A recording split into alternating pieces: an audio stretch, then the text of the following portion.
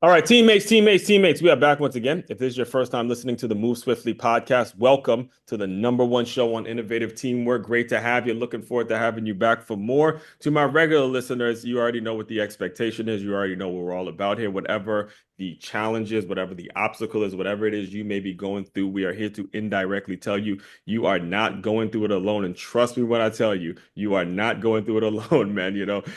Today, I got to tell you, it's going to be real as all the interviews are. And every time I do turn on this camera, it's going to be very rewarding just being able to speak and things like that. But whenever I speak to someone that is also in fitness, having been through, Devin, check this, six different gyms. I'm not casting any aspersions on you or anything like that, but I've worked with six different gyms that have all gone out of business. And when you hear this guy's story, there's so much passion in terms of how he wants to help clients. And I am 1000% sure he's not going to be on that list, or he's not going to be on the list of a business, a gym that goes up and goes down. So, all that being said, Devan Gonzalez, founder of Strive 11, correct? Yep, Strive 11 Fitness, welcome to the show. How are you? I'm doing well. Thank you so much for having me. Yeah, man, let's just jump right into it because, again, I got into the fitness world after I played football. I tore my ACL and it turned out to be the perfect job opportunity for me to be able to work and, rehab my knee and get back out and play and stuff like that. And at that time, I was only 19 years old and I met a ton of trainers, a ton of people like yourself that, look, we got to figure it out.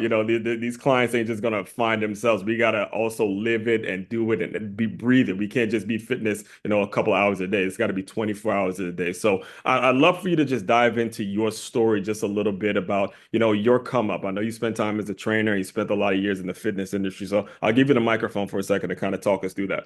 Yeah, definitely. So, I mean, I became a personal trainer when I was in college, and it was one of those things I was telling myself it was an awesome college job. It worked around my college schedule, and everyone asked if that was going to be my career, and I was like, no, it's just a perfect college job, right? Right. But little did I know, like, I started loving it so much, and I switched my business management major to kinesiology, and really just started diving into it. And my original plan was to become a firefighter, and I started going that route, got my EMT cert and everything. And then I was like, wait, I got to stop personal training to work as an EMT. I was like, I don't know if I want to do that.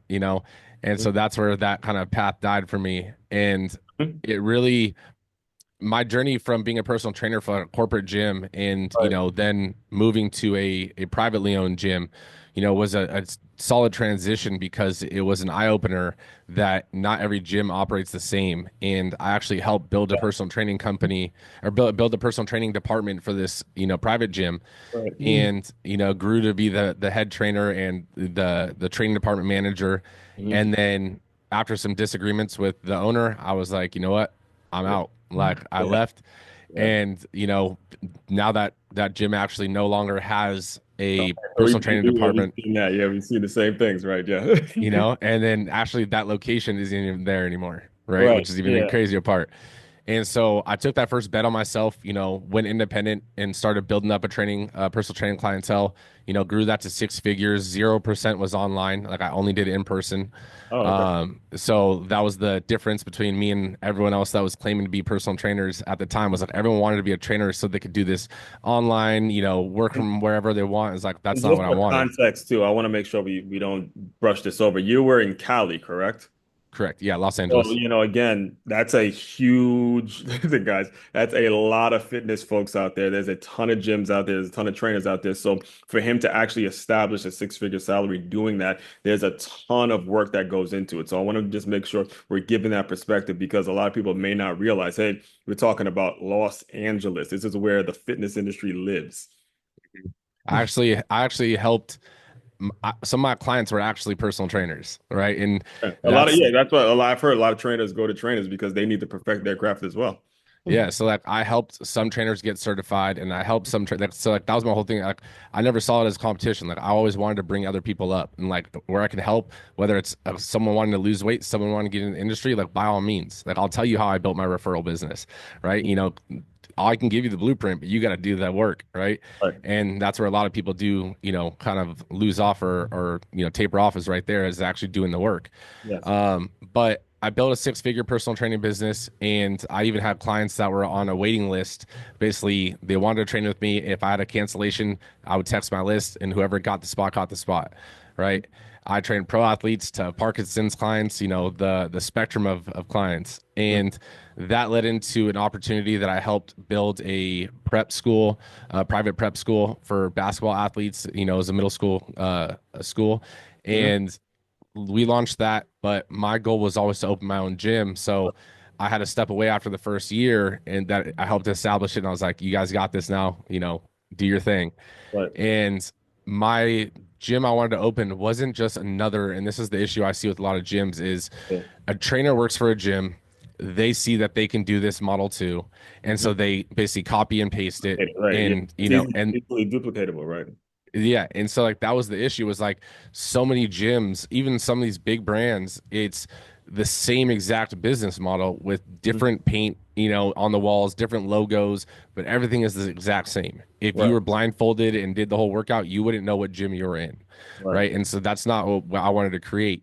And so in between my training sessions with my clients, some that didn't want to do like the homework and stuff I would give them, they would go to boot camps and stuff around us, and that was basically their homework to stay active in between our sessions, Right. and they would come back with similar complaints over the years. The class times don't work out for me. The class times I wanted to were always overbooked or whatever the case may be. And so I started thinking about it. I was like, man, it's crazy that no one's just solved these like core problems.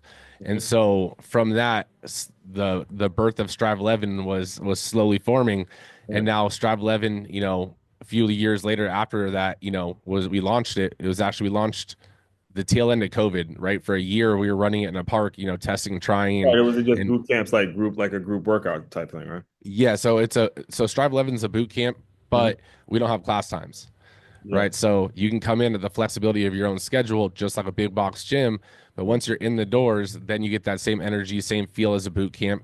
You can do a 30-minute workout, you can do a 75-minute workout. Again, it's all based off of you, your fitness level, your calendar. Well, The that's other, a good point, and I want to make sure I don't mean to cut you off, but you're good. I went from working at an Orange Theory to a 9 round, and Hmm. I remember going to like the 9 round convention, and they making that point. See, the Orange Theory thing was great, but when you have those class times, it runs into a problem when you're trying to get new people. The 9 round thing, you walk in whatever time it is, and there's a system that a trainer will put you through, and that is the difference. So when you and I remember, when this gym used to be open actually, but the owner would I would ask him, was that the thing that made it so you bought into the franchise? He goes, yeah, those little things, had nothing to do. I mean, obviously you want to help your clients receive their goals and all that, but when you're looking for the right franchise, you got to think what's going to be convenient for the people walking through the door.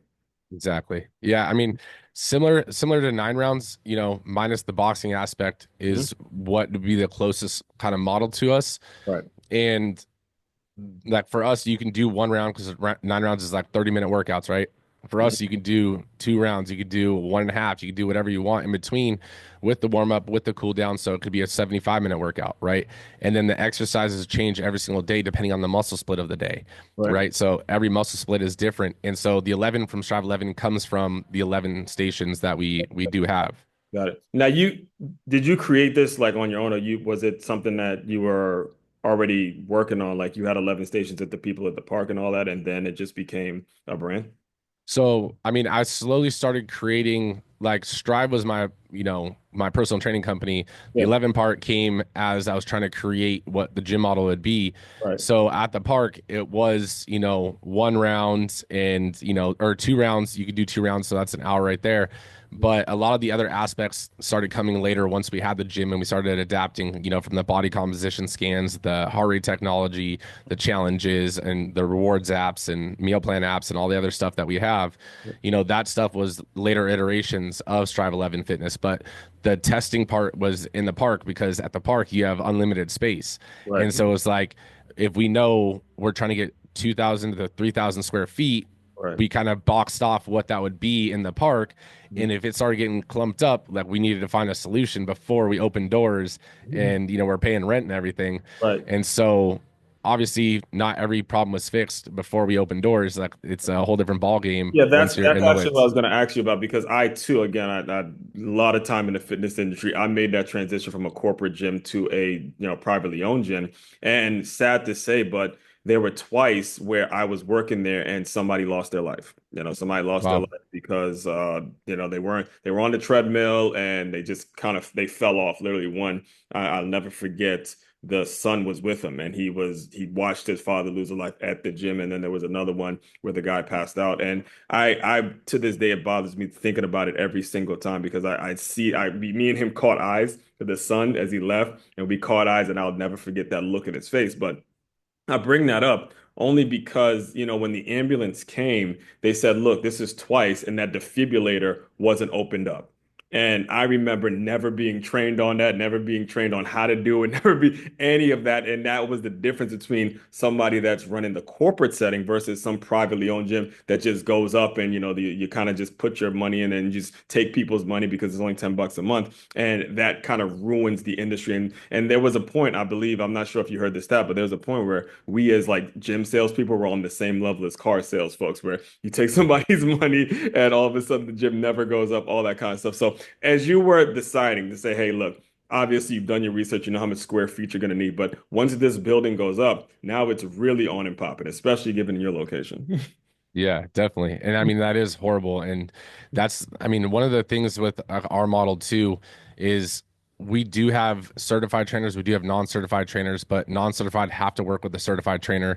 And Yeah. being a certified trainer, you need to have your AED and your CPR and all that kind of stuff. It is a requirement to know where all that stuff is as well. 1,000%. And You that's know, something a lot of people don't think about because they think, I mean, I'm thinking about the general manager now. It was just like, all right, hire him. We could pay him every 2 weeks and then try to contract out some training company without vetting folks out.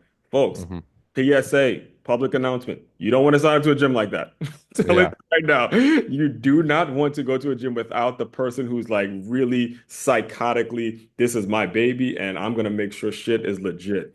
Yep. No, I agree. And like, to even take it to, I mean, I'll shift gears, but to what you're saying, one of the things that we train our trainers on that people don't even understand, and this is why if you're listening right now and you're a trainer and you want to grow your training company, this is listen up to this. Yes, It's the perception of the room, not always the perception of the client, right? But you do have to have the perception of both, meaning that if your client is doing an exercise, that even though you might have a relationship or, be cool with the client, where you stand, how you stand, where you are positioned matters, not just to the client, but to the rest of the room. hmm Right.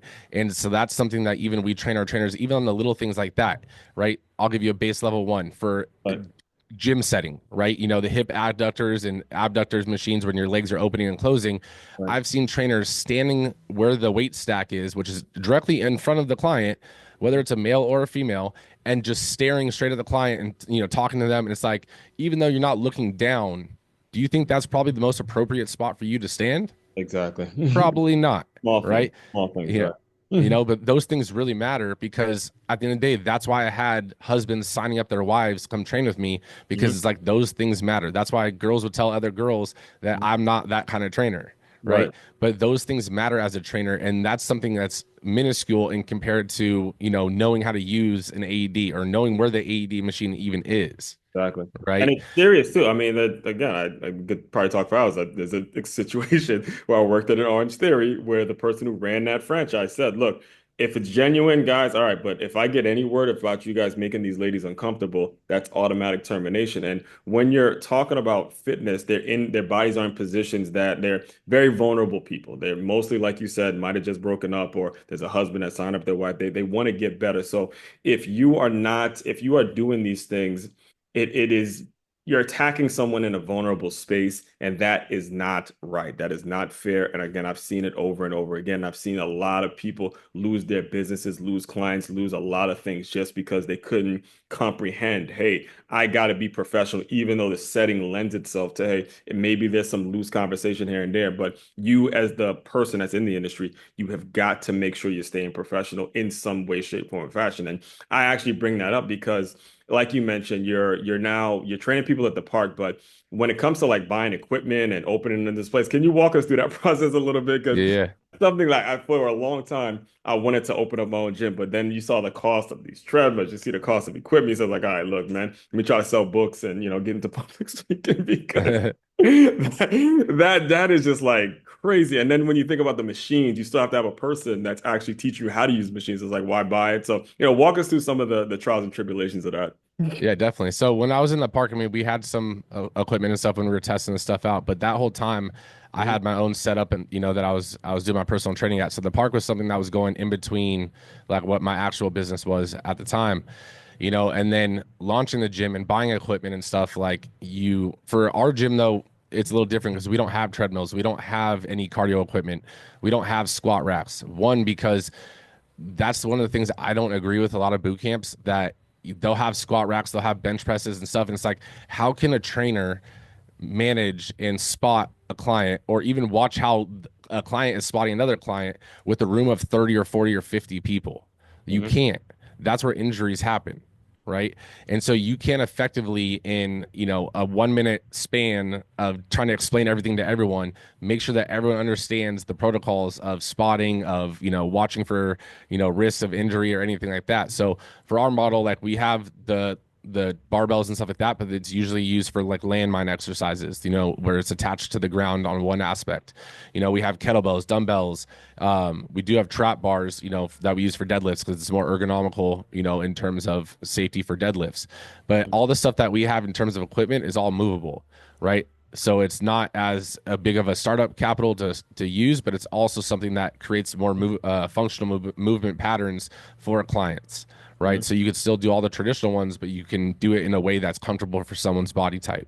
Right. So as you're building all this out, one of the things that especially given the amount of people that I've met, that I've seen them struggle with is how to maintain balance. Again, there's been quite a few people on this very show that have you're looking at one myself that have struggled, especially as fitness people. We're known to not necessarily have lives outside of the gym or, constantly be at work. Can you speak on, especially for the younger trainers that are grinding from 5 a.m. all the way to, 6 p.m. How were you able to sort of balance out, whether it's family, whether it's growth, whether it's how are you able to, balance out these things when we know they're never going to just stop thinking about Strive 11, but there got to be that time where you can recharge your battery and say, all right, let's go get this.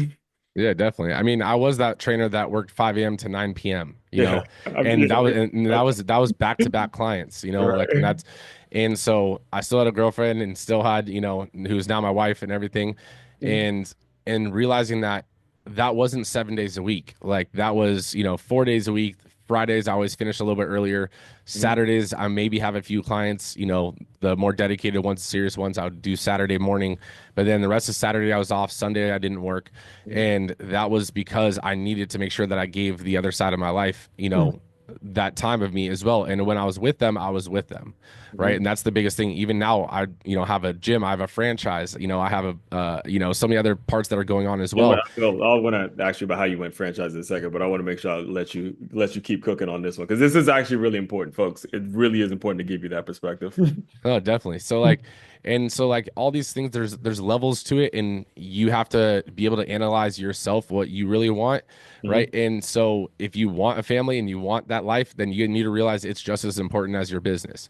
So you can't be building something and losing the other aspect in the process because then you're building it for them and they just want your time. Right. So I will say even now, like I have a 3-year-old daughter and when my time with her is like, when she gets home from preschool, my wife's home from work and everything like that, because my wife still does have a career and she Right. loves it. So it's like, more power to her. Mhm. But like when they're home, like I'm home with them for, a couple hours and it's like no one can call me or text me. Like the business, if it business burns down for something, that's fine. I'll figure it out tomorrow. Right. Right. Or once they go to sleep, if I still need to work, then I work. Right.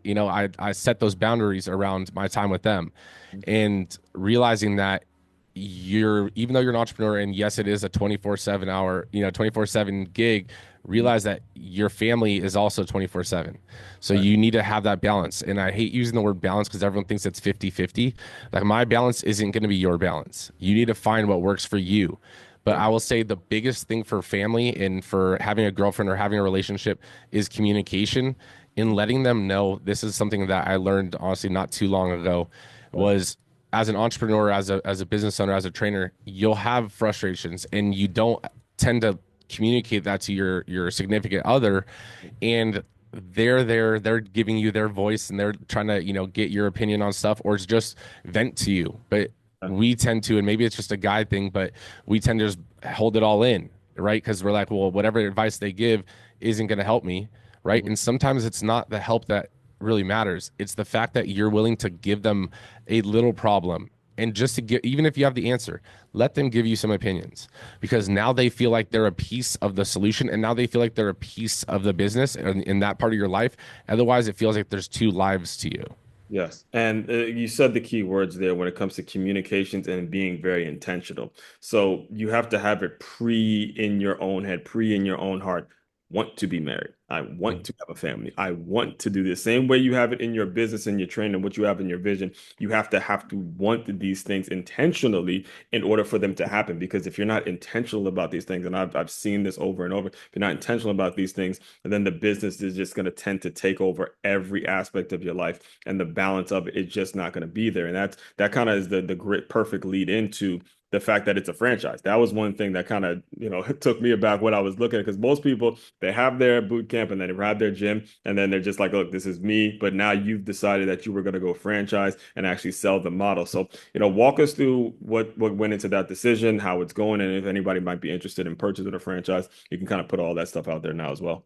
Yeah, definitely. So, I mean, my goal, my number one core value personally was always to have a positive impact on as many lives as I can while I can, right? Mhm. Because tomorrow's not guaranteed, right? And so, opening up a gym and keeping it corporate and just opening up multiple locations, like I'm transforming my members' lives, yes, but at the same time, like if I can help a person that wants to open up a gym and I can change their life in the process, and then I get to have a ripple effect and almost like a second layer, I get to essentially have an impact on their members' lives indirectly, like that just aids in my core value, right? Right. So that was one of the reasons for franchising. That was always one of the goals. But one of my biggest things is I like taking the path least traveled, right? How many trainers, build a six-figure business, right? Not that many. And then from that, how many say they're going to open a gym and actually open it? Even less than the ones that made six That's figures, what I was telling you. you know? We were all literally on the level of car salesmen at one point. Exactly. And it's like then so that's a little bit less. And then how many open a gym and then actually take it and make it a scalable franchise and actually do the thing that they, set out to do. Right. That's even smaller pool, right? And so Yeah. that was one of those like motivational things just to take that path and show like my circle, my family, my daughter that, anything that you want to achieve in life is a possibility, right? It's not just something you see on social media. Like I want to be the living proof for, the people around me. Right. And the thing is, too, also I want to make sure we re-emphasize this. It's the road less traveled, folks. The road less traveled. Absolutely nothing significant in your life is going to happen if you don't decide, hey, not a lot of people are doing it. You got to be the first one through the door. And you're going to get bloody. So just accept it. So, speak on if, like I said, a lot of business owners tune into the show. If they're interested in purchasing a franchise, what are the steps? What are the process? What's the process that you take them through? Yeah, so I mean, you can go to strive11fitness.com/franchise, but essentially, especially with our foundational franchises, 'cause we just launched it officially last year, and we have a location opening in Tampa. We have some opening up in Texas and Washington as well. So our foundational franchises, once we hit our goal essentially for this year is 10. Once we hit 10, I'm actually putting a pause on it just to make sure everything is stable. The foundational, is set before we open it up for the next set of 15.